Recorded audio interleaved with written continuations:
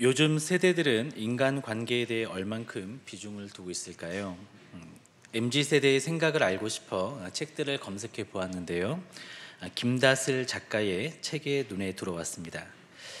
이제는 오해하면 그대로 둔다라는 제목의 책이었습니다. 김다슬 작가는 삶과 사랑, 관계, 마음에 관해서 인스타그램에 많은 글들을 연재해 왔었는데, 이 책은 그 글들 중에서 많은 공감을 받았던 그 글들을 중심으로 해서 관계라는 주제로 묶어서 120편을 골라 연재한 편집한 책입니다. 그중 한 부분을 소개하겠습니다. 이제는 오해하면 그대로 둔다. 오해는 불필요한 사람을 걸러내는 편리한 도구가 된다. 어중이 떠중이로 가득한 인연에서 알맹이만 남는 거다. 원래 인맥이란 허울 좋은 말이다. 고작 사소한 오해로 틀어지는 사이, 마치 오해하려고 준비했던 사람처럼 군다. 그런 인연은 빈 쭉정이에 불과하다.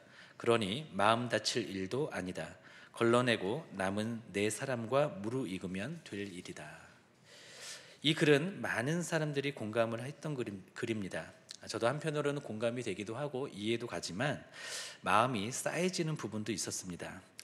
오해한 사람과 관계가 틀어져서 그 사람을 쭉정이로 걸러내게 되면 과연 주변에 남아있는 사람은 있기나 할까라는 그러한 반문도 하게 됩니다. 하나님은 대개 사람으로 사람을 연단하시죠.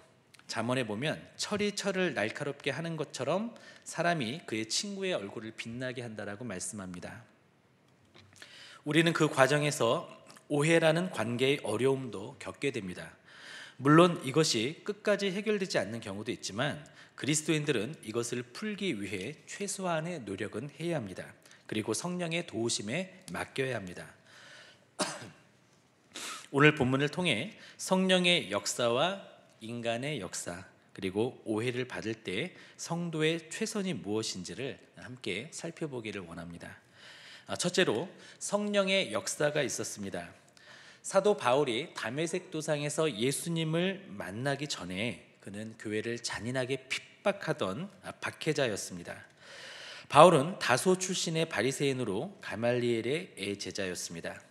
그는 이스라엘의 가장 명망 높은 정치가들이 사형을 주도하는 폭도로 돌변하는 그 현장에 그도 있었습니다. 바울은 교회가 세운 7집사 중 하나인 스데반 집사님을 돌로 쳐서 죽이는 그 자리에 있었습니다. 이것은 집단으로 사형을 하는 방법이었죠. 바울도 이 재판에 영향을 끼쳤었습니다. 흥분한 사람들은 돌을 들어 집단으로 던지기 시작했습니다. 스데반 집사는 예수님처럼 원수들을 용서하는 기도를 하고서 순교했습니다. 그리고 바울은 스데반 집사의 죽음을 마땅한 것으로 여겼습니다. 그러던 바울이 변하여 사도가 되고 가장 열심 있는 복음 증거자가 되었습니다. 그는 예수님을 사랑하는 마음으로 복음을 전했습니다. 그리고 다른 한편으로는 그가 핍박하던 성도들에 대한 사죄의 마음을 가지고 그는 죄송한 마음으로 또 송구한 마음으로 복음을 전했습니다. 그는 생명을 다해 복음을 전했습니다. 그러한 그의 삶에는 놀라운 열매들이 맺혔습니다. 그가 머무른 곳마다 황무지에서 장미꽃이 피어나는 것과 같은 기적들이 일어났습니다. 많은 열매들이 그의 발걸음을 따라서 맺혀졌습니다. 그가 머무르고 지나는 도시마다 복음을 받아들이는 성도들이 생겨나고 교회가 탄생했습니다. 사도 바울은 1차, 2차, 3차에 이르는 선교 여행을 마치고 본부교회인 예루살렘 교회로 향하게 됩니다. 예루살렘으로 돌아가는 여정에서 밀레도라는 도시에 잠시 머무르게 되는데, 그곳에서 자신이 정성스럽게 제자 훈련을 했던 에베소 교회의 장로들을 청하게 됩니다. 에베소 교회의 장로들은 바울의 청함을 듣고 그곳에 와서 함께 시간을 보냅니다. 바울은 그곳에서 고별 설교를 하게 됩니다. 그리고 눈물의 이별을 하게 됩니다. 사도 바울은 예루살렘에서 환란이 기다리고 있다는 것을 알지만 그는 그것이 자신이 달려갈 길이고 자신이 받은 사명이라고 담대히 고백합니다. 또한 하나님의 은혜의 복음을 증언하는 일을 마치는 그 일에 대해서 자신의 생명을 조금도 귀한 것으로 여기지 않을 것이라고 말합니다. 바울은 장로들과 이별 후에 몇몇 도시들을 지나서 예루살렘에서 가까운 가이사랴라고 하는 도시에 도달하게 됩니다. 이곳에서 바울은 7집사 중에 한 사람인 빌립 집사의 집에 들어가 머무르게 됩니다. 지난 주일에는 이 부분을 간단하게 소개만 하고 넘어갔죠. 그런데 오늘은 이 부분에 잠시 주목하기를 원합니다. 우리 사도행전 21장 8절을 함께 읽겠습니다. 같이 읽겠습니다. 이튿날 떠나 가이사랴에 이르러 7집사 중 하나인 전도자 빌립의 집에 들어가서 머무르니라. 아멘. 바울은 7집사 중 하나인 빌립 집사의 집에 유하게 됩니다.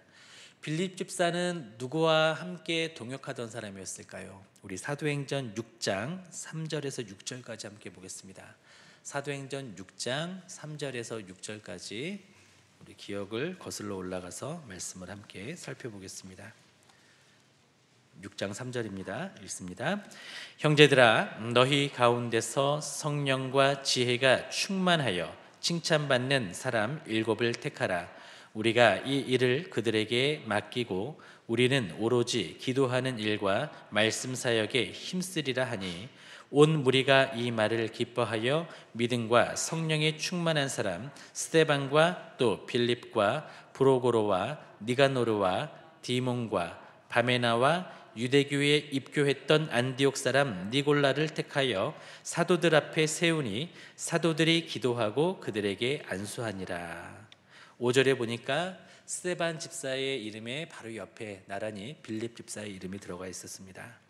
빌립은 스데반 집사와 함께 즐겁게 한 공동체 안에서 몸된 교회를 섬겼던 동역자요, 또 친구였습니다. 사도행전 7장에 보겠습니다. 7장 57절에서 8장 3절까지입니다. 같이 읽겠습니다. 그들이 큰 소리를 지르며 귀를 막고 그에게 달려들어 58절입니다. 성 밖으로 내치고 돌로 칠세 증인들이 옷을 벗어 사울이라 하는 청년의 발 앞에 두니라. 그들이 돌로 스데반을 치니 스데반이 부르짖어 이르되 주 예수여 내 영혼을 받으시옵소서 하고 무릎을 꿇고 크게 불러 이르되 주여 이 죄를 그들에게 돌리지 마옵소서. 이 말을 하고 자니라. 사울은 그가 죽임당함을 마땅히 여기더라. 그날에 예루살렘에 있는 교회에 큰 박해가 있어 사도 외에는 다 유대와 사마리아 모든 땅으로 흩어지니라. 경건한 사람들이 스데반을 장사하고 위하여 크게 울더라. 사울이 교회를 잡멸할새 각 집에 들어가 남녀를 끌어다가 옥에 넘기니라. 사울은 변화되기 이전에 바울의 이름이죠. 바울은 스데반을 돌로 치는 일에 가담을 했죠. 그리고 교회를 잡멸하는 일을 했습니다. 그런 바울이었습니다. 바울이 비록 변화가 되고 복음 전도자가 되고 사도가 되었지만 빌립 집사에게 있어서 바울은 어떤 사람이었습니까? 바울은 그에게 있어서 끔찍한 기억이었고 동료 집사를 살해한 핵심 인물이었습니다. 그런데 그 바울이 7집사 중 하나인 전도자 빌립의 집에 머무르게 된 것입니다. 그런 바울을 자신의 집에 들이는 빌립 집사의 마음은 어땠을까요? 예수님을 믿는 형제요 자매니까 당연히 그렇게 할 수 있겠지라고 그렇게 넘겨서 생각하는 것은 조금 무리입니다. 물론 그리스도 안에서 용납하고 사랑하는 것, 이것은 가능합니다. 그런데 이것은 성령님의 은혜가 아니고서는 불가능한 일입니다. 우리도 경험적으로 알죠. 우리가 한 교회에서 함께 한 공동체로서 또 한 몸된 교회에서 지체로서 성도로서 각자의 자리에서 섬기지만 우리가 작은 일 때문에 서로에게 마음 상할 때가 있지 않습니까? 한마디의 말이나 그 태도에 의해서 우리의 마음이 다치고 그래서 얼굴을 마주하는 것도 부담스러워지는 그런 상황을 접할 때도 있습니다. 그리고 이야기하는 것이 껄끄러워지고 불편해질 때도 있습니다. 그래서 우리는 우리의 이러한 인간적인 연약함과 인격적인 한계 그리고 마음의 그 자금에 대해서 우리는 괴로워하면서 또 한편으로는 하나님의 은혜를 구하면서 기도하고 있지 않습니까? 부단히 노력하게 됩니다. 빌립 집사의 입장에서 보면 바울은 변화가 되어 위대한 사도가 되었지만 여전히 받아들이기 어려운 사람이었을 것입니다. 그러나 빌립 집사는 바울을 기꺼이 자신의 집으로 초대하여 유하게 합니다.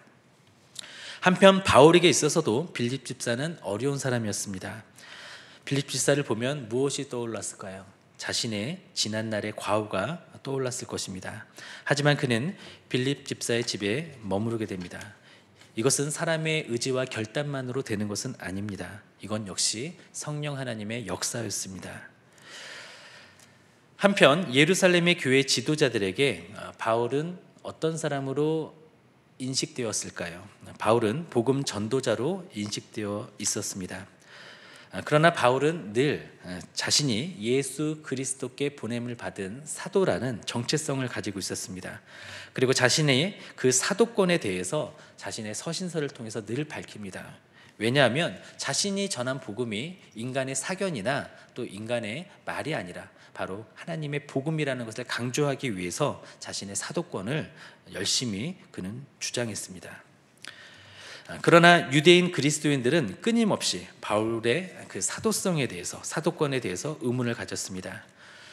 거기에다가 거짓 교사들까지 가담해서 사도 바울이 사도가 아니라고 그렇게 모함을 하고 다녔습니다. 그리고 사도 바울의 사도권을 성도들에게 의심하게 만들었습니다. 그렇기 때문에 바울은 자신의 사도권을 끊임없이 강조할 수밖에 없었던 것이죠. 그런데 사도행전 21장에 이르자 예루살렘의 교회의 지도자들이었던 야고보와 그리고 예루살렘 교회의 장로들은 사도 바울의 사도권을 인정해주는 한마디를 하게 됩니다.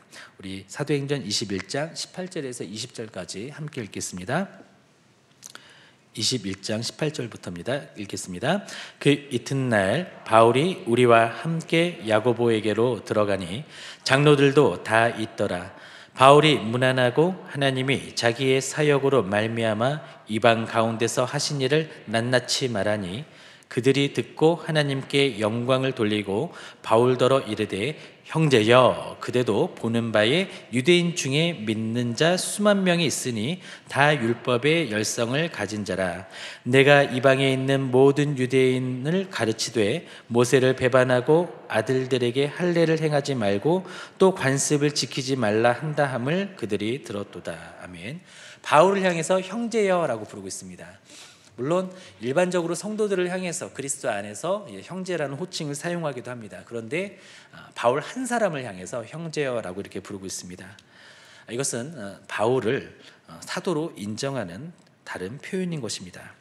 예루살렘 교회의 지도자들은 바울 한 사람을 향해서 이렇게 지칭함으로써 사도 바울의 그 사도권을 인정한다는 그 표시를 나타낸 것입니다. 이건 역시 성령 하나님의 역사였습니다. 바울은 어떤 사람이었죠? 교회를 박해하던 사람이었습니다. 그는 복음을 전했지만 다른 사도들과 좀 다른 모습을 보였죠. 특히나 그는 이방인의 사도로서 이방인들을 주님께로 인도하는데 열심을 다했었습니다. 예루살렘 교회의 지도자들은 그런 바울을 향해서 마침내 사도로 인정하는 그러한 표현을 했던 것입니다. 마침내 그들 모두 편견과 장벽을 모두 깨고 바울을 사도로 인정하고 받아들이도록 성령님께서 역사하셨던 것이죠. 이것은 전적인 성령 하나님께서 행하신 일입니다. 박해자 사울이 전도자 바울로 받아들여지고 사도 바울로 받아들여진 것, 이것은 놀라운 은혜였습니다. 둘째로 인간의 역사가 있었습니다. 그리고 이것은 일종의 편법이었습니다. 사도 바울은 자신을 걱정하는 성도들의 만류에도 불구하고 고난이 기다리는 예루살렘으로 향했죠. 마침내 예루살렘에 도달하게 됩니다. 그렇게 예루살렘에 도착했는데 예루살렘의 교회의 지도자 야고보와 교회 대표들은 한 가지 걱정을 하게 됩니다. 바울을 물론 먼저 환영을 했습니다. 그런데 한 가지 문제가 있었죠. 예루살렘에는 수많은 그리스도인들이 있었습니다. 그들은 유대인 그리스도인들이었습니다. 그리고 그 유대인 그리스도인들과 그리고 예루살렘에 있는 유대인들에게 넌 크리스찬들에게 악의적인 소문이 만연해 있었습니다. 그래서 예루살렘에 있는 유대인들과 그리고 주님을 믿는 유대인 그리스도인들은 바울에 대해서 많은 편견을 가지고 있었습니다. 바울이 1차 전도 여행, 2차 전도 여행을 할 때 그때 일을 기억하십니까? 어떤 일이 있었습니까? 아시아에서 복음을 전할 때 회당에서 복음을 전할 때 복음을 받아들이는 유대인들도 있었지만 그렇지 않은 유대인들도 있었죠. 그들은 바울에 대해서 굉장히 악감을 가지고 바울을 박해했습니다. 바울이 모세의 율법을 지키지 않는다고 또 할례를 행하지 않는다고 하면서 바울을 따라다니면서 괴롭혔습니다. 바울이 그들을 피해서 다른 지역에서 복음을 전할 때 그곳까지 따라와서 또 복음을 회방하는 일들을 했습니다. 그들은 악감을 품고 바울을 죽이려고까지 했습니다. 그런 사람들은 바울에 대해서 끊임없이 거짓 소문들을 만들어내고 유포했습니다. 바울이 모세를 배반하고 할례도 금했으며 관습을 지키지 말라고 그렇게 말했다라는 것입니다. 그러나 바울은 어땠죠? 모세의 율법을 금했던 것이 아니었습니다. 사도 바울 역시 모세의 율법을 지켰습니다. 그러나 모세의 율법을 통해서 구원을 받을 수 있다라는 것에 대해서는 그는 정정해 주었습니다. 예수 그리스도를 믿는 믿음만으로, 즉 복음만으로 구원을 받는다고 바울은 가르쳤던 것입니다. 바울은 할례를 애써 시키지 않았습니다. 그러나 바울도 할례를 시켰던 적이 있죠. 어머니는 유대인이었고 아버지는 헬라인이었던 디모데라는 청년을 만났을 때 그에게 할례를 직접 행해 주기도 합니다. 그 이유는 디모데가 회당에 들어가서 자유롭게 복음을 증거할 수 있어야 하는데 그가 할례 받지 않은 상태에서는 받아들여지지 않았기 때문에 복음을 전하는 그 방편에서 수단으로서 할례를 행했었습니다. 많은 사람들은 이렇게 생각했었습니다. 이방인들이 구원을 받으려면 먼저 유대교로 개종한 다음에 다시 기독교로 개종을 해야지 구원을 받을 수 있다라고 생각을 했습니다. 그러니까 아주 유대교적인 기독교를 만들려고 했었던 것이죠. 그러나 사도 바울은 그것에 대해서는 반대했습니다. 헬라인들은 예수 그리스도를 믿는 그 믿음만으로 구원을 받는다고 그는 가르쳤던 것이죠.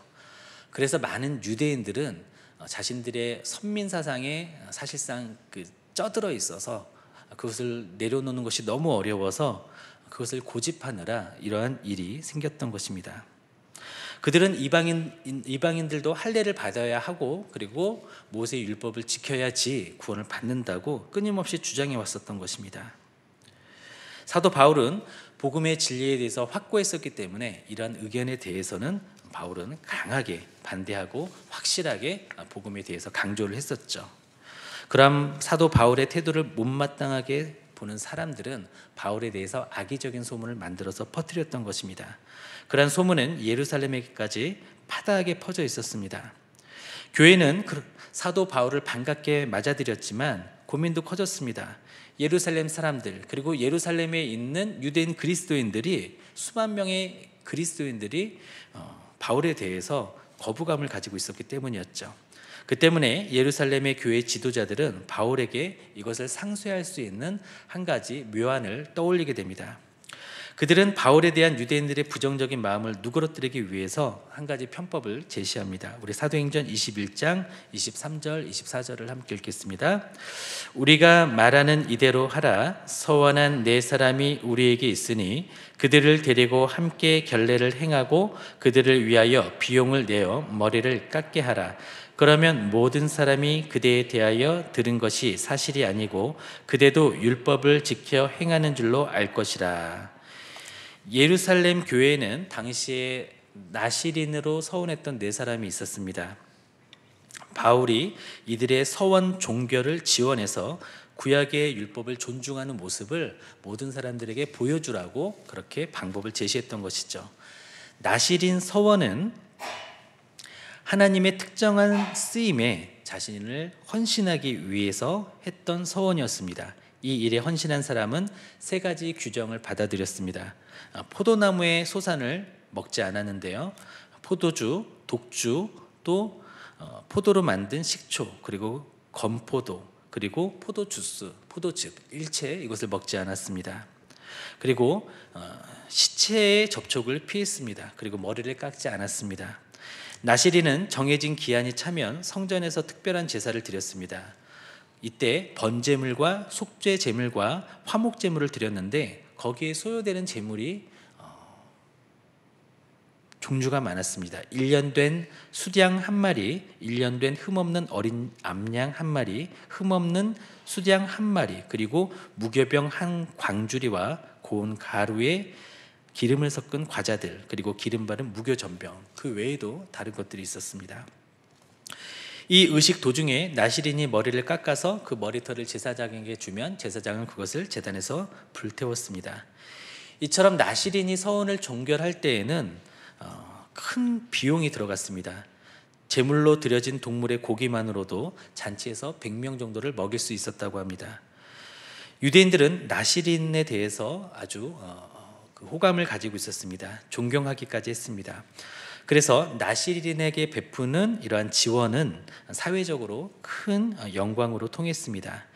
예루살렘의 교회 지도자들은 바울이 그런 나시린의 서원을 종결하는 사람 4사람을 후원해 준다면 예루살렘에 있는 수만 명의 유대인 기독교인들, 그리고 많은 유대인들이 바울에 대한 오해를 풀 것이라고 그렇게 생각을 했습니다. 그런 기대를 가졌죠. 그런데 결과는 어떠했냐면 바울은 오히려 그것을 하는 과정에서 그 나시린의 그 종결 그 의식을 하는 그 과정에서 성전에 이방인을 데리고 갔다라는 의혹을 받게 됨으로써, 오해를 받게 됨으로써 오히려 사람들에게 붙잡히고 린치를 당하고 죽을 위기에 처하게 됩니다. 감사하게도 천부장이 나타나서 바울을 분리시켜서 그의 생명이 보존되는 그런 상황이 되었죠. 인간적인 방책을 사용했지만 효과가 별로 없었던 것입니다. 그저 편법으로 끝나고 고생은 고생대로 하게 된 것이죠. 우리도 어떤 문제를 만나면 하나님께 맡기고 하나님의 방법과 어떤 정석대로 행하기보다는 어떤 편법, 그리고 인간적인 방법을 떠올리게 됩니다. 그러나 이것은 그 결과가 좋지 않을 때가 더 많다라는 것을 기억하기를 원합니다. 셋째로, 오해를 받을 때 은혜의 파도를 타라는 것입니다. 우리는 오해를 받을 때 어떻게 해야 할까요? 은혜의 파도를 타야 합니다. 이것을 좀 더 건조하게 표현하면, 오해를 받을 때 진솔한 커뮤니케이션을 시도하고 결과는 맡기라라는 것입니다. 바울이 경험한 오해를 보면 3가지의 모습이 드러납니다. 첫째, 오해는 피할 수 없는 현실이라는 것입니다. 어떤 식으로든 뜻깊은 영향을 미치거나 중요한 관계를 가꾸려면 오해를 받을 수밖에 없다는 것이죠. 우리가 물 흐르는 대로 대세를 따라서 많은 사람들이 선택하는 다수결을 따라서 지내다 보면 오해를 살 일은 별로 없습니다. 그러나 여태 시도되지 않은 일을 이루어 가고 또 현 상태를 개선하려고 한다면 반드시 오해는 따라오게 된다는 것입니다. 방주를 짓던 기간 내내 노아는 불신의 대상이 되었습니다. 모세는 백성들이 하나님의 편에 선 자신을 이해해 줄 것이라고 생각을 했지만 백성들은 모세를 끊임없이 원망했죠. 요셉은 어땠습니까? 자신의 주인 보디발에게 충성된 종의 모습으로 살았습니다. 그는 노예였지만 그야말로 신실했고 충성했습니다. 그러나 보디발은 자기 아내의 편을 들어주어서 그에게 강간미수죄를 씌웠습니다. 요셉은 정직했음에도 불구하고 그래서 감옥에 갇히게 되었죠. 구약의 선지자들, 세례 요한, 교회사에 기록된 종교개혁자들 역시 수많은 오해를 받았었습니다. 이렇듯 무엇이든 가치 있는 일을 하려고 한다면 누구나 오해를 당연히 받을 수 있다는 것, 우리는 그것을 받아들여야 합니다. 둘째로, 오해의 원인을 우리는 예측할 수가 없습니다. 오해를 부르는 이유는 하도 많아서 언제 어떻게 오해가 불거질지 아무도 예측할 수가 없습니다. 게다가 대부분의 이유는 우리의 통제를 벗어나 있습니다. 속단, 교만, 두려움, 편견, 비방, 옹졸함, 야망, 허영심 등 오해를 불러일으키는 원인은 너무나 다양합니다. 그리고 일단 오해가 발생하면 내 쪽에서 풀 수 있는 방법은 거의 없습니다. 물론 어떤 오해들은 간단한 대화를 통해서 몇 분 만에 풀리기도 합니다. 그런데 그것도 상대가 들으려는 마음이 있는 경우에 한해서 가능하다라는 것이죠. 우리가 오해받을 때 우리의 책임은 어디까지일까요? 정확히 소통하는 것까지만 나의 책임이고 상대 쪽이 보이는 반응은 나의 소관이 아닙니다. 우리는 이것을 받아들여야 합니다. 이런 상황 속에서 우리는 자신의 무력함을 인정해야 해방감을 누릴 수 있습니다. 무력감을 인정하고 한 걸음 물러나 하나님의 손에 맡기는 것, 그래야 우리가 안심하고 일상생활을 이어갈 수가 있습니다. 셋째로, 오해에 대한 반응은 본인이 정하기 나름입니다. 사람들이 대개 오해를 받을 때 세 가지 방식으로 반응을 합니다. 어떤 분들은 격분을 하죠. 그리고 상대가 인정을 할 때까지 소리를 지르고 또 애원을 하고 같은 말을 반복합니다. 어떤 분들은 부르퉁한 모습으로 피해의식에 사로잡히게 됩니다. 그러면서 일종의 원한을 키워갑니다. 이러한 두 모습은 관계를 파괴합니다. 그리고 오해를 푸는 데 도움이 되지 않습니다.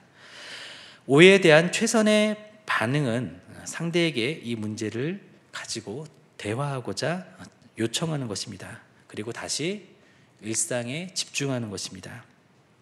할 수 있는 노력을 하지만 또 일상을 감당할 힘을 달라고 기도하면서 일상에 더 집중하는 모습이 필요합니다.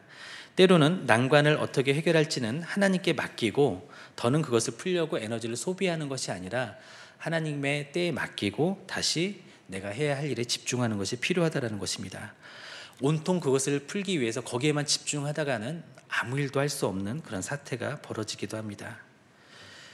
오해가 다 풀리지 않았더라도 그 상태로 자신에게 주신 하나님의 비전, 또 믿음으로 가지게 된 인생의 목적을 이루는데 혼신의 힘을 다하는 그러한 자세가 필요합니다. 그것이 더욱 유익하다는 것이죠. 말씀을 맺겠습니다. 아무리 훌륭한 서퍼라도 파도가 일지 않으면 파도를 탈 수가 없습니다. 그저 서핑보드에 납작하게 엎드려서 기다리면서 표류하고 있어야 합니다. 파도가 일지 않았는데 열심히 양팔로 젓는다고 해도 파도를 탈 수 있는 것은 아닙니다. 바람에, 물에, 그리고 파도를 일으키시는 하나님께 나를 맡기는 것이 필요합니다. 때가 되면 하나님께서 파도를 일으켜 주실 것입니다. 바라기는 우리 모두는 사람의 편법이 아닌 성령의 역사에 몸을 맡기기로 결단하기를 원합니다.